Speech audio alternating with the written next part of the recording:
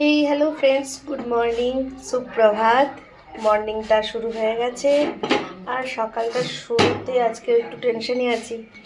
বলেছিলাম যে জলের প্রবলেম হয়েছে, কি বলবো বলুন, আজকে এখনও পর্যন্ত একটা সলিউশন কিছু পাইনি। কোথায় কসবার আশেপাশে সমস্ত এরিয়াতে জলের সমস্যাটা এখনও রয়েছে। এই যে রুটি করছি, এই যে একটা চিন্তা, এখনো পর্যন্ত কেন জল দিল না। জল না দিলে, জল ছাড়া মানে চলা মানে সাংঘাতিক কঠিন ব্যাপার একটা। এখনো পর্যন্ত জল পাইনি, কী করবো জানি না, কী হবে সেটাও জানি না আমি। কসবা আর তার আশেপাশে যত এরিয়া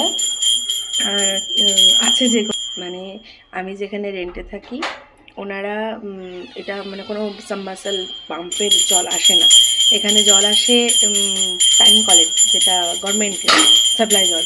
ওটাকেই ওনারা রিজার্ভ করেন, রিজার্ভ করে ওটাকে ট্যাঙ্কিতে তোলেন, ট্যাঙ্কিতে তুলে আমাদের সাপ্লাইটা পায়।